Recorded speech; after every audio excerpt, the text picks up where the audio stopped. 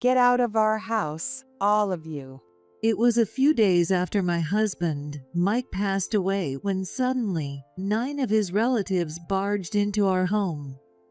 Apparently, they believed this house was theirs, and I, an outsider, should leave.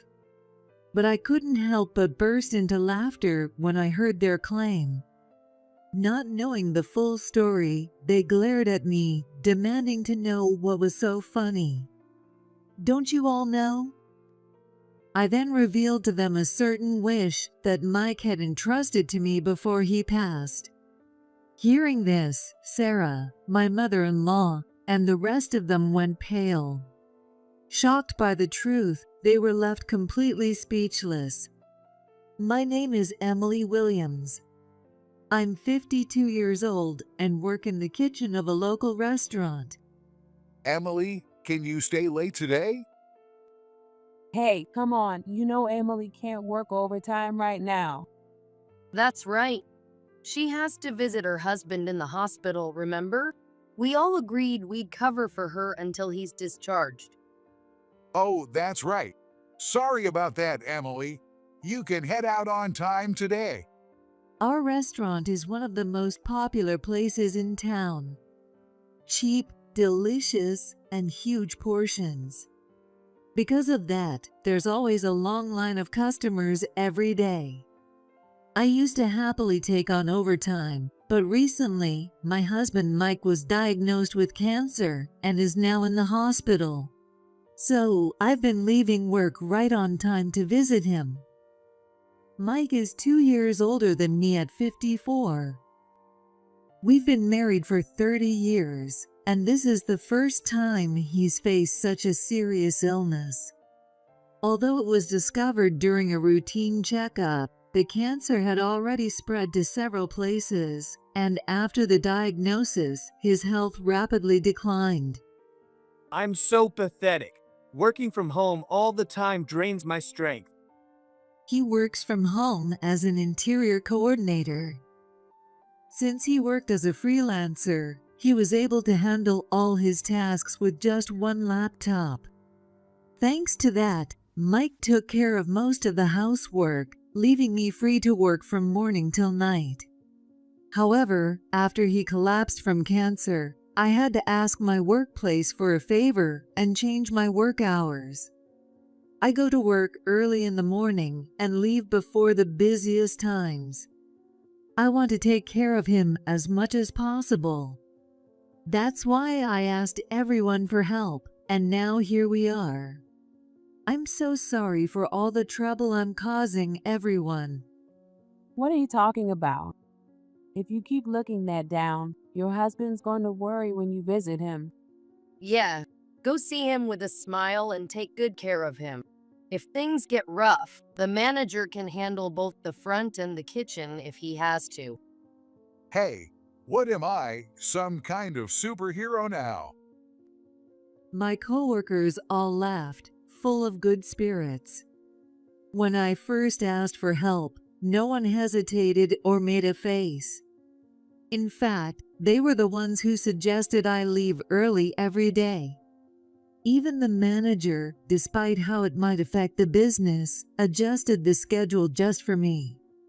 I'm so lucky to work in such an amazing place.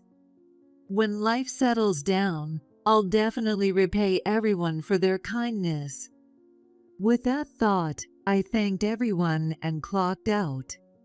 I quickly got ready and rushed to the hospital. Hi, Emily. Perfect timing. The doctor's with your husband right now. As soon as I arrived, the nurse greeted me warmly. I hurried to Mike's room to find him talking with the doctor. Hi, Emily. Glad you could join us. Oh, you're done with work? Mike, 2 years my senior. He was always mistaken for being younger than me due to his baby face. But ever since the cancer, he's aged dramatically. Now he looks his age, or maybe even older. The energy has faded from his face, and even his smile is weak. At first, he would smile and say, "I won't let this illness beat me." full of energy. But the body doesn't lie. Contrary to his words, he's been getting weaker and weaker. I was just telling your husband about the progression of his illness. How is his condition? I'll explain it myself, doctor. Mike interrupted, cutting off the doctor before he could speak. At that moment, a sense of dread washed over me. The doctor, seeming to understand, nodded, bowed his head, and quietly left the room. Emily, how long have we been married? Mike suddenly murmured, gazing out the window.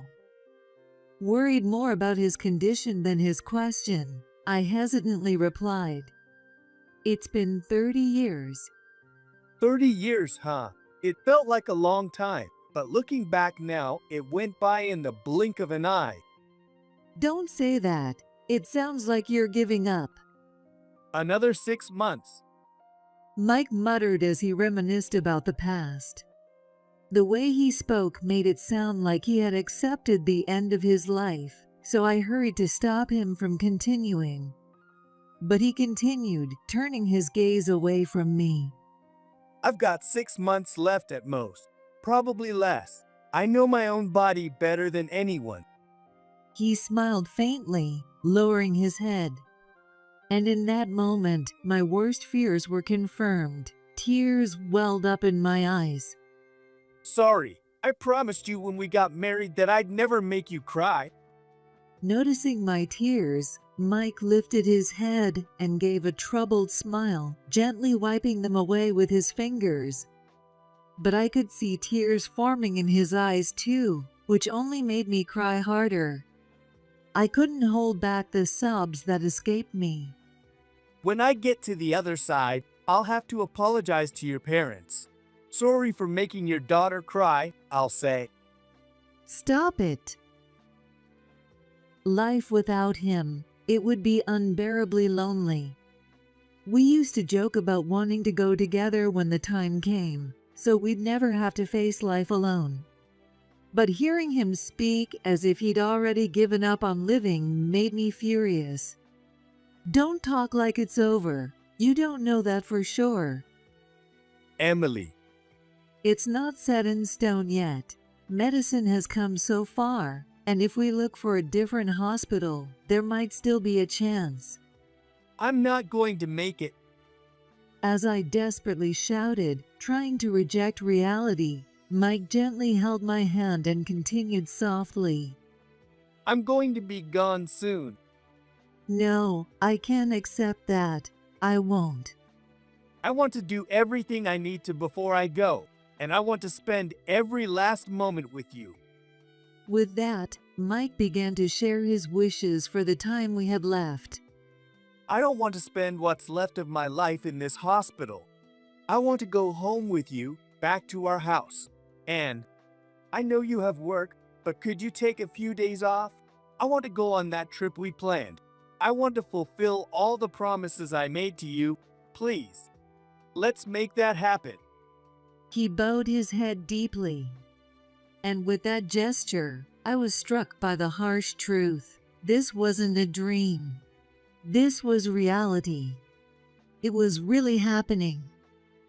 I realized I had to accept it, and though tears kept streaming down my face, I told the doctor about Mike's wishes. The doctor respected our decision and immediately began preparing for Mike's discharge. After some final tests, he would be able to go home the next day. And so, Mike was about to begin his final stay in the hospital. Mike, I came to see you. Hey, how's it going? Are you about to kick the bucket? Oh, Emily, I didn't know you were here. I thought it was just Mike. Since there was still some time before dinner, I decided to stay with Mike a little longer in his room. Suddenly, Sarah, Mike's brother John, and John's wife, Linda, came in for a visit. It's been a while, John and Linda. John, Mike's older brother, is 55, just 1 year older than him. He works in construction, though his habit of slacking off has left him without any real position, even at 55. He's just going through the motions at work. His wife, Linda, is 34, young and quite pretty. But her sharp features and even sharper tongue always left an impression. She's fine with other people, but for some reason she's always been hostile toward me. Then there's Sarah, Mike's 74-year-old mother. Despite her age, she's still full of energy. However, her nasty personality was evident on her face, and she was extremely greedy when it came to money. She adored John but completely neglected Mike. I can't stand Mike's family. Just like earlier, John often makes insensitive jokes without a second thought, and Linda probably dislikes me as well. From the moment we met, she's seen me as an enemy and never misses an opportunity to make a snide comment. As for Sarah, her treatment of me and Mike makes it feel like she doesn't even see us as people. She's only interested in him for his money. Every time we see her, the conversation quickly turns to money. John has a big family, and you two don't have kids. You're both working, so you've got plenty of extra money, right? Can't you spare a little to help out? It became routine for her to beg for money like that. John's family includes Sarah and a total of 9 people. His previous wife left him, and he remarried while raising 4 stepchildren. They had 2 children together, and their life became impoverished. Since they couldn't survive on their own income, they started begging us for money. What do you all want? What's with that tone? Your own mother comes to visit, and that's how you greet her. Yeah, Mike, you should take care of your mom. She's been lonely ever since Dad passed. The change in Sarah and the others' attitude began after my father-in-law passed away. He was a strict man, but very fair and reasonable. While he was alive, Sarah never acted this way. The family used to be close, everyone getting along well. But after his passing, it was like a weight was lifted off Sarah's shoulders, and she completely changed. The only reason she had been considerate toward us was because of her husband's influence. Once he was gone, she had no reason to continue and started treating me like an outsider. With Mike, all she talked about was money, and that's how things have been ever since. John had actually been disowned after he ran away with his first wife. But once their father died, he was welcomed back, along with Linda. Even though this town offers a lot of support for raising children, raising 6 kids requires a lot of money. Mike often expressed his frustration at how naive they were about that. This month's been tough. We could really use some financial help again. What? Are you serious? How can you ask for money when Mike is going through something like this? Stay out of it. This is family business. Exactly. I couldn't believe the audacity of Sarah and her family, and I yelled in frustration. But John just brushed it off. Linda stood beside him, smirking at me, even making a shooting gesture like she was waving off a dog. Sorry, but we don't have the money to spare right now. That's not going to work for us. We came all this way because we figured you'd have something for us. You're really such a useless son. Sarah muttered under her breath, not even caring if Mike could hear or not. At this point, I was about to lose my temper with these 3, who clearly had no sense of decency. So, how are you doing? What's the status of your cancer, and when will you get out? It was obvious she wasn't asking out of concern. Knowing Sarah, she had some greedy plan in mind. She probably wanted to know because it had something to do with money. I have 6 months left. I'll be discharged tomorrow and I'll spend the rest of my time at home. You're kidding. The moment they heard that, Sarah and the others' eyes lit up. Instead of being shocked, they looked excited, like this was good news for them. It was a sickening sight, and I almost felt like I was going to throw up. Well then, I'll come pick him up when you're discharged. You'll need a car, right? No, thank you. Despite Mike's calm and polite response, Sarah and her crew continued to act inappropriately. I couldn't stand it any longer, so I forced the three of them out of the hospital room. Hey, what do you think you're doing? Leave. I'll handle everything on the discharge day, so there's no need for you to come. And I don't ever want to see your faces again. What? Hey, don't you? I slammed the door and locked it, cutting off whatever complaint Sarah was about to make. Immediately, I went to the hospital staff and explained the situation. I arranged with the nurse to restrict all visits except for me, making sure Sarah and the others wouldn't be able to see Mike again. I'm sorry, Emily. I've caused you so much trouble. Why didn't you stand up to them? They treat you like a fool and only care about you for your money. I was furious. How could such awful people keep living so freely while someone as good as Mike was the one who had to suffer? It might have been selfish to think that way, but I couldn't help it. I needed to let out my frustration. I didn't want to face the reality that Mike, someone I loved so deeply, was going to leave me. I didn't want to put any extra strain on myself by arguing with them, but it made me happy that you stood up for me like that. That's why I have one last favor to ask you. A favor? Then Mike entrusted me with something. What he told me was so shocking that I couldn't hide my surprise. But he was completely serious. Mike looked me in the eye and made sure I understood. This will be the first and last thing I ever ask you. I understand. With that, I took on the responsibility Mike entrusted to me, and that day I went home. The next day, before Sarah and the others could arrive, I quietly got Mike discharged. Though we were home, I knew Sarah would show up soon. I had to find a way to keep her and her family away from Mike. I made a slight change to Mike's original plan. Instead of staying at home, I arranged for us to stay at my friend's vacation house for a while. I'll miss being at home a bit, but as long as I'm with you, it doesn't matter where we are. Mike said with a shy smile, making me blush. After explaining the situation to my workplace, I took a long leave of absence. I wanted to spend every last moment by Mike's side. Thanks to the support of our friends, Mike was able to spend his remaining days in peace. 6 months later, he passed away quietly in his bed.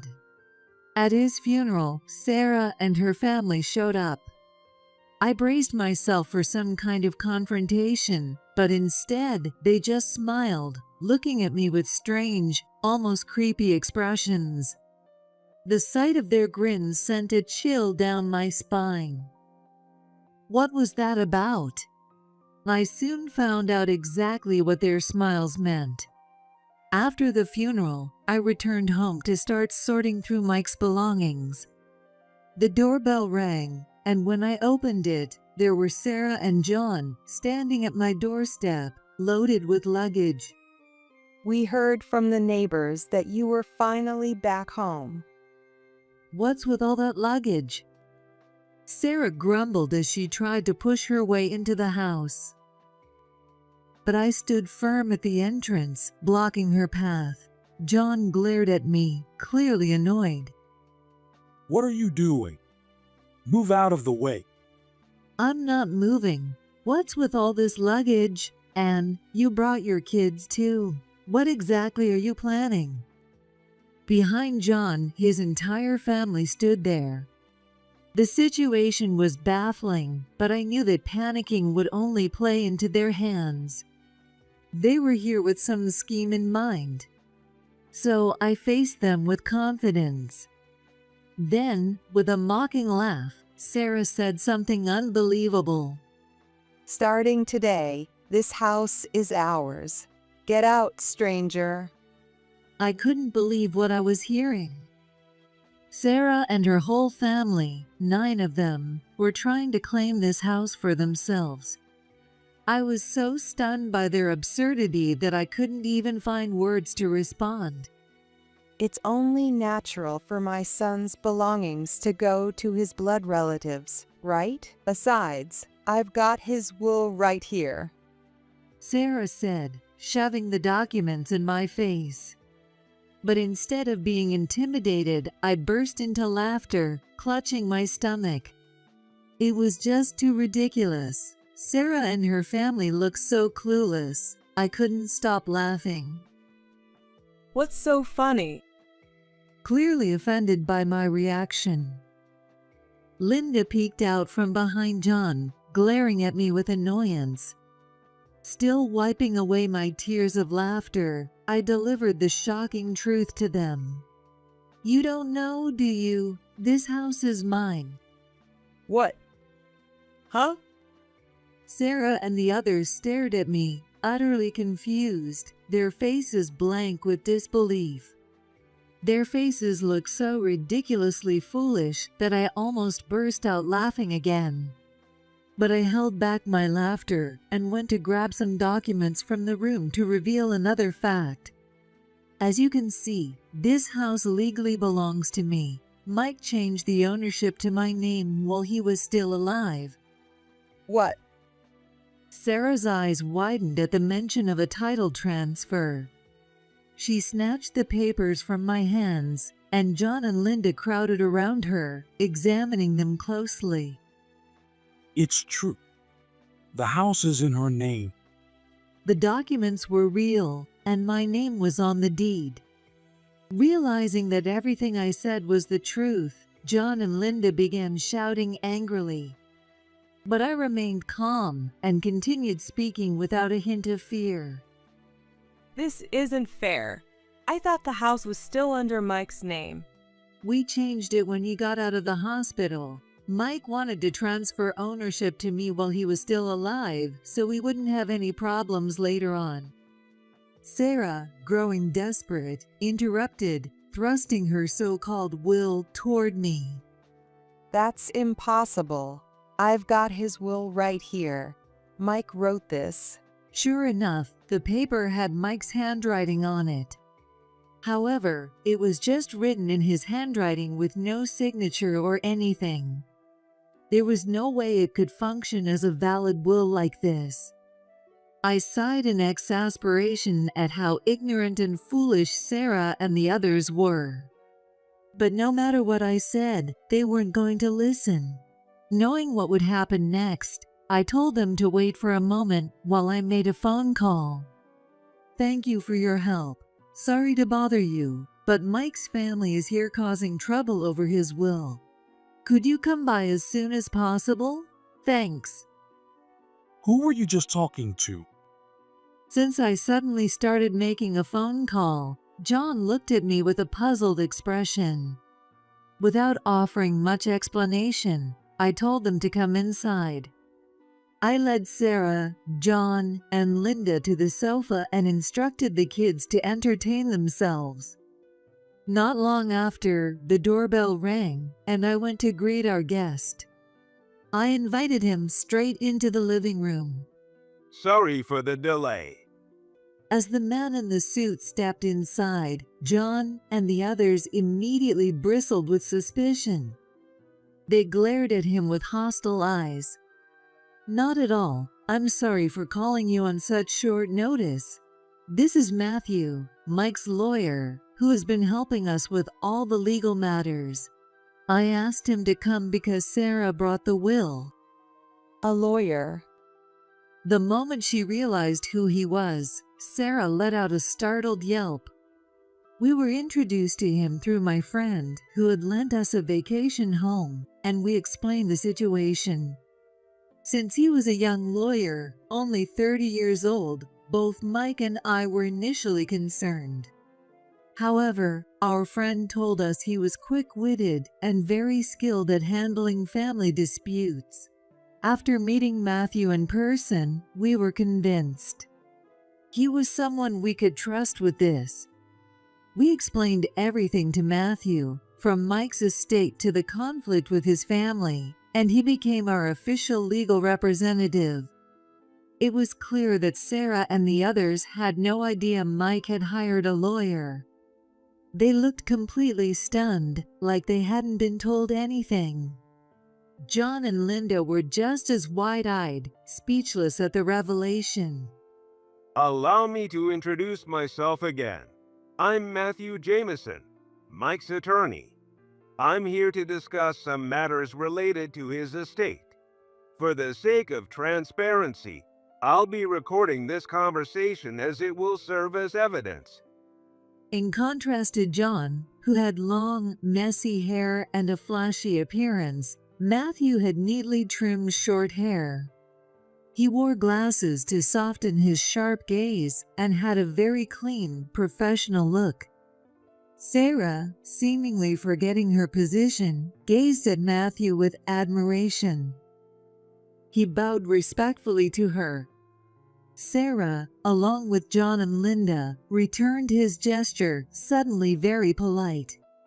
When she saw his business card and lawyer's badge, Sarah straightened up, realizing he was indeed a real attorney.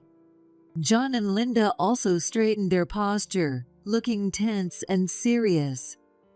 I sat down on the sofa next to Matthew, and our conversation began. Matthew smoothly activated the voice recorder, and the discussion began. Sarah, you mentioned you had a will. May I take a look at it? Matthew asked calmly. His steady tone seemed to unsettle Sarah, whose hands trembled slightly as she handed over the document. They were probably thinking that without someone to back them up, they might not get their share of the inheritance. That thought must have crossed their minds. There was no way they could out-talk a professional lawyer. They seemed terribly anxious, worried that things might turn against them. But Matthew silently examined the will that Sarah had handed him. After reading it over, he glanced at me and gave a small nod. Thank you. I'll return this to you now. Matthew handed the will back to Sarah with a polite smile. Perhaps his demeanor made them even more uneasy as they began questioning whether the will was legitimate. It was Mike's will, right? Yes, this does appear to be Mike's will. See? This means the house is ours now, Sarah said, suddenly gaining confidence. But just as she was about to celebrate, Matthew cut her off, the older one, that is. What? Sarah's face scrunched up in confusion, as if she hadn't heard him correctly. I said, this is indeed Mike's will, but it's an old one. The valid will is this one. Matthew pulled out a newer document from his briefcase, dated after Sarah's version, and read it aloud. All of my assets are to go to Emily. The previous will written for my mother is null and void, and this is my final will. What? Let me see that. Linda and John quickly grabbed the new will from Matthew's hands to inspect it. The newer will had a fresh date, a signature, and even a fingerprint, and since it had been arranged through a lawyer, it was obvious which will was valid. As Linda and John grasped the situation, the color drained from their faces, and Sarah's lips trembled. Then, this will. Is just a worthless piece of paper. What? The moment the word worthless was spoken, John turned his anger toward Sarah. Even in front of my lawyer, he lashed out at her. Hey, what's going on, you old hag? You told me the inheritance was ours and that you had it handled. John was hurling words at Sarah, looking like he was about to grab her any second. Linda tried desperately to stop him, but there was no way she could match his strength. John shook Linda off and continued to shout insults at Sarah. She cowered in fear. It was a chaotic scene. I couldn't stand it any longer, so I glared at John and calmly spoke. Would you mind not causing a scene in my house? You're being a real nuisance. What did you say? If you keep acting like this, we'll have Matthew here document everything and take it to court. The moment I mentioned Matthew's name, John stopped dead in his tracks. He knew he couldn't win against a lawyer. Being completely ignorant of the law, he realized there was no way he could win, so he hurriedly sat down on the couch. By the way, did Mike willingly write that will? Once things had calmed down a bit, I turned to Sarah with a question. It was clearly his handwriting, so it was only natural to think so. Though she seemed to be expecting me to agree, I stayed silent and waited for her response. Yes, of course. Mike wrote it for me when he was in the hospital. Really? Mike willingly wrote that for you? That's what Sarah's been saying all along. What's your problem? It must have felt like an interrogation, which clearly irritated her. Linda cut in abruptly from the side. Sarah nodded in agreement with her, and I glanced over at Matthew. He adjusted his glasses and gave me a subtle nod. That was the okay sign from Matthew, and once I got the signal, I revealed a certain truth to Sarah and the others. It's strange, because the hospital security footage shows you forcing Mike to write that will. I pulled a laptop from my bag and inserted my USB drive containing the data the hospital had provided. When I had first contacted Matthew, Mike had told him that he'd been coerced into writing the will. We explained this to the hospital, and they were willing to cooperate by providing the security footage. I quickly downloaded the data and displayed the footage on the screen. We can't risk you dying and us not getting the inheritance. The footage showed Sarah, John, and even Linda pressuring Mike to write the will, using what were practically threats. If you don't want that woman to suffer, you better just write the will quietly. Yeah, Mike. As long as you do this, nothing bad will happen to her. The footage was from 3 days before Mike was discharged. Sarah and the others had asked Mike about the progression of his cancer as part of their plan. Their twisted intention was clearly to get their hands on the inheritance as soon as possible. That's not true. We were just joking around. Exactly. We were watching some TV show before going to the hospital, and the villain was so cool we were just copying him. Come on, we weren't serious. Can't you cut us some slack? Now that they knew they were in trouble, the three of them scrambled to make excuses. But their desperate words only fueled my anger. I could only sigh in exasperation at their pitiful attempts to cover up the truth. Not only do you refuse to admit what you've done, but you're actively trying to hide it. This is deliberate. Matthew, can we charge them with extortion as well? Absolutely. And we've got it all recorded. Matthew said with a broad smile as he picked up the voice recorder. John, Sarah, and Linda's faces turned pale as they realized they had completely forgotten about the recording. They were speechless, their mouths opening and closing without a sound. Given all this, I'll be making sure to file a claim for damages against each of you for what you've done to him. What? No, wait. Please, Emily, it was all Sarah's idea. We were just standing by. I never told him to write anything. Linda frantically tried to distance herself from responsibility. Her words triggered a new argument between Sarah and John. You all agreed to pressure him into writing the will. You're the one who said you could handle it, Mom. We didn't do anything but stand by. You were threatening Mike to hurry up and sign it. That's because Mike's appointment was coming up. It wasn't about the will. We were just running out of time. If we waited too long, Emily could have shown up. So, they had intentionally waited for a moment when I wasn't there. Linda unknowingly provided more incriminating testimony, but she was too caught up in the argument to realize it. The three of them continued their ugly dispute, and their children, who had been playing in the other room, eventually came over, curious after overhearing the argument. Some of them were as young as 2. I could see the fear in their eyes. The children were innocent. I understood that much.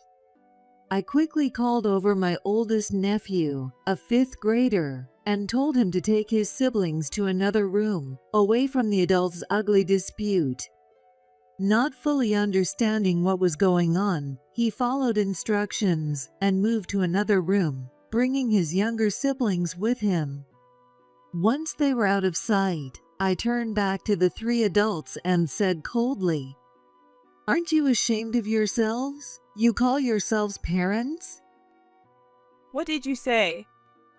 You're standing here, blaming each other and arguing like children, right in front of your own kids. Don't you feel any shame? Passing the blame back and forth. It's pathetic."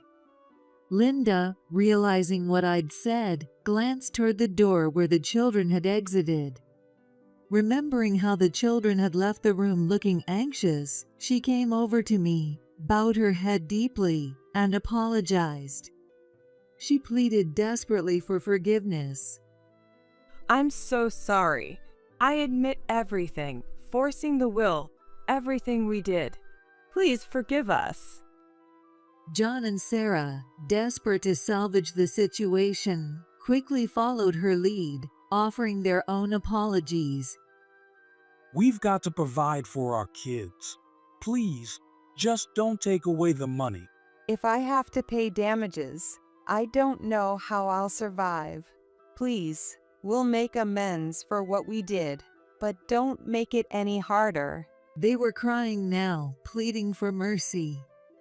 But their words only made me angrier. In the end, all you care about is your money, your livelihood. You don't feel the slightest bit sorry. That's not.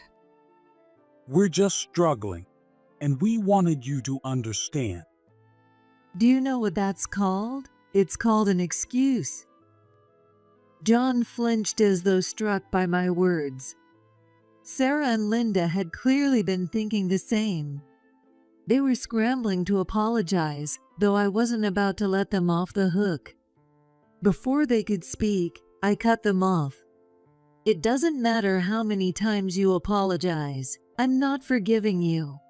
If you're worried about your children, then you'll have to work harder to make things right. If you hadn't done this to Mike in the first place, none of this would be happening. It's all your fault, so why should I have to forgive you? Doesn't that sound ridiculous to you? Their silence was enough. Now that you understand, leave. This house is full of precious memories, and I have no intention of sharing it with any of you. Please, Emily, forgive us. We were wrong. Please, Emily, I beg you. They desperately pleaded for forgiveness, but I coldly told them that if they said any more, I'd call the police. Realizing that getting the police involved would be a disaster.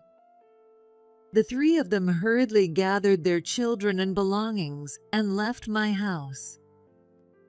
Matthew and I watched them go, our eyes cold and unyielding. Once they were gone, we quickly locked the door behind them. Finally, it was over, and together with Matthew, I let out a sigh of relief. After that, I immediately asked Matthew to proceed with the process of filing the claim for damages.